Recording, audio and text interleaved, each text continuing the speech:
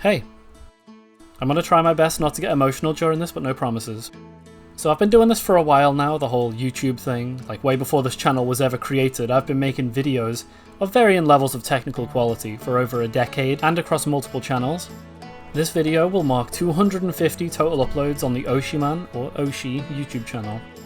So I wanted to talk about it and summarise my journey with content creation, with life, and kinda reintroduce myself to you guys, whether you're a regular at my stream or an old viewer who's just happened upon this video.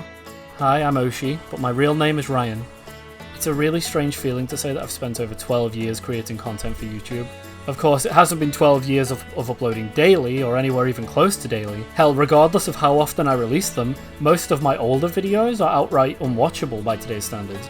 So for the sake of this video, I tried to go back and find the oldest video that I've ever uploaded on my oldest YouTube channel. But I do regret to announce that it seems to have been lost to time. It's stuck on a mystery channel made in 2006. So we're just going to take a look at what's available. The very first thing that I ever uploaded, that still remains uploaded, is part 1 of a Shadow the Hedgehog Let's Play on a YouTube channel that I outright refuse to tell you guys the name of, for my own sake. So yeah, this is my legacy.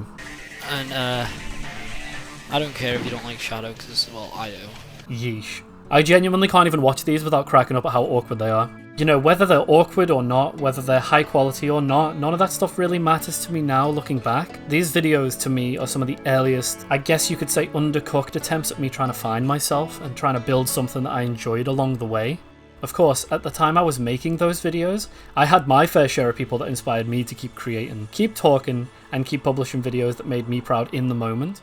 I'm talking influential Let's Players like Chugga Conroy, more specialised commentary focus groups like Hellfire Commentaries, and smaller creators like Johnny Nodoff who focused on horror and RPG Let's Plays. I don't think he's active anymore though. Regardless, I used to watch their stuff pretty much every single day as a kid. You know, it's funny, I actually remember creating an MP3 file of a Hellfire Commentaries Abe's Odyssey video, and I would listen to it on my iPad and try to learn how to articulate myself better, and put more thought into not just what I was saying, but how I was saying it. It was one of the earliest points in my life that I'd really tried to develop my voice. I enjoyed Hellfire Commentaries content so much that I even applied to work for them. So they held a competition where you could submit a clip and they would judge you and see if you could work with them. And I remember being really invested back in the day. But despite all of this, my relationship with content creation has always been somewhat rocky. I always felt like I couldn't take it seriously, because no one around me would take it seriously when it was brought up.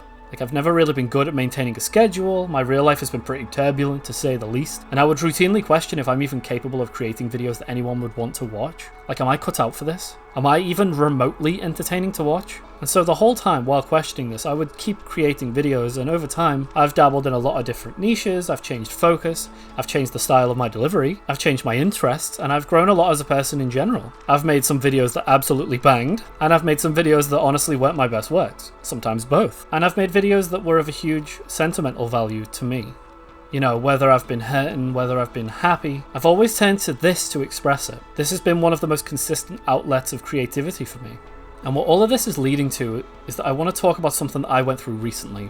So a few weeks ago, I was offered a new job in a field that I could have done well in. It was a lot of hours, it was hard work, but the pay was good. Would have also been really helpful for Pixie and I, would have helped us to move out, would have helped us to start our life together properly. The kicker is that it was a job that was mostly during antisocial hours, and it would eat up a lot, if not all, of my free time. We're talking like 1 day off a week with potentially 13 straight working days in a row.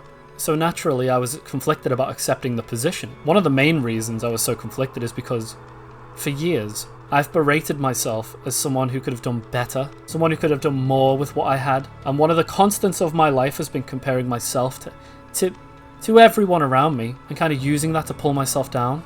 Like, why aren't I making strides in my career the way they are? Why does it hurt me to see how successful the people around me are? Is there something wrong with me?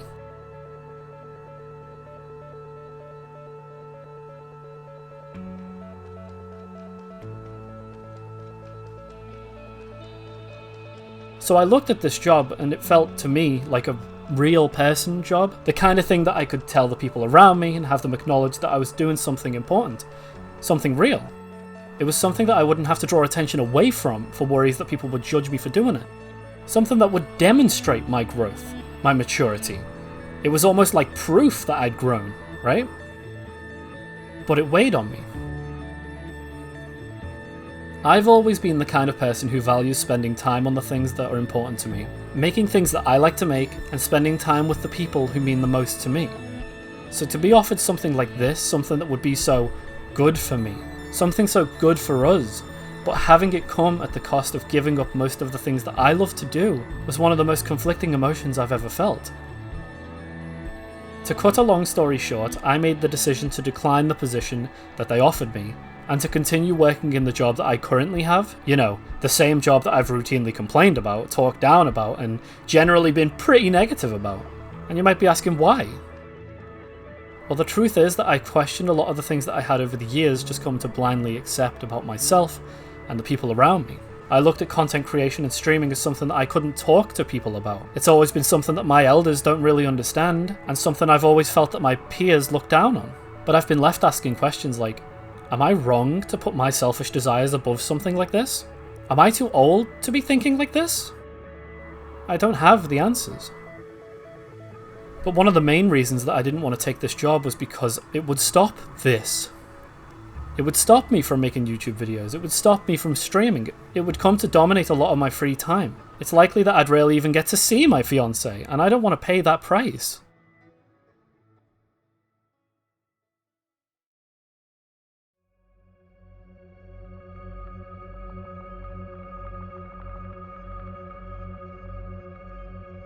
But turning down a good job to continue making YouTube videos that routinely pull in, what, 150 views?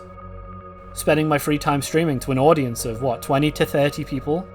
Rather than accepting what could be a life-changing position in future?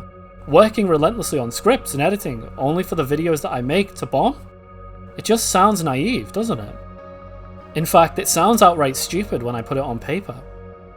But the conflict of interest finally made me look this stuff in the eye. And I will say it with my whole chest. I love what I do here, and I love the people that support me, and I absolutely adore the process of creating content and seeing how people react to it, even if this is all it amounts to for now, or ever. You can call it an oversaturated industry or not, low chance of any form of success or not. This is what I want to do. This is what I've always wanted to do. The proof is in the pudding. I started making videos in 2006. I was 12 years old. I was definitely not thinking about a career. I wasn't looking at this as anything more than it is.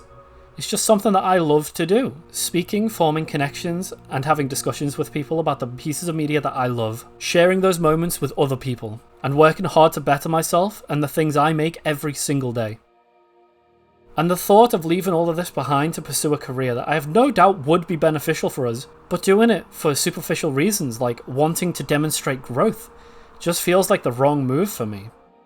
So looking back at Let's Play Shadow the Hedgehog Part 1, I don't cringe and recoil. I feel happy. Because I can see how much things have changed since then, and how much they'll continue to change from this point. I really want to continue to push myself, and to develop my content to bring out the best videos that I can. So thank you guys, truly, for supporting me, whether you've only seen one video or all 250. I really appreciate you all. It really means more to me than I can ever say. I guess the main takeaway of this video is to make sure that you keep space in your life for the things that bring you happiness. The things that allow you to express yourself. And don't sell yourself short for money alone, because it isn't always the right choice. It isn't always an easy choice to make either, I admit, but ultimately you have to do right by you. I'm going to link my Twitch in the description. We're about to break 1,000 followers, so I'd appreciate it if any of you check it out. Here's a look at some of the content that you're missing out on. Much of my life. Oh look, the metaverse. Do you want to go shopping in the metaverse? Yeah, can we hold hands? Do you want to go in the Brazen Bull in the metaverse?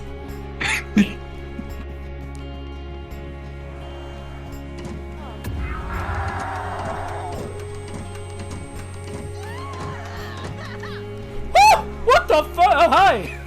Hey, where are we going, guys? Oh. It could happen. I was about to leave, but... Oh!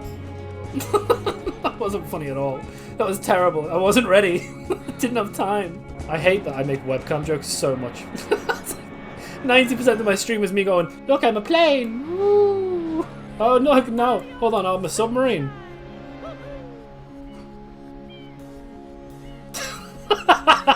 Okay, that one was pretty funny. That one was pretty funny. Oh. Oh shit, there he is. Good luck, everyone. Okay. Fuck me, that jump scared me. Oshie actually got a shiny? Okay, I believe you because it's Zenny and JK. I actually have him open. What? It's a combo. I'm done. Oshie got the shiny. Oh man. Now we all say get comboed. Everyone say it in caps, get comboed! People believe Bigfoot's like some iconic on this. He's like some creature. What if we peel off his mask and it's our baby like He is a baby. Please don't make that noise. Why? It's such a horrible noise. You don't like it? No. Why?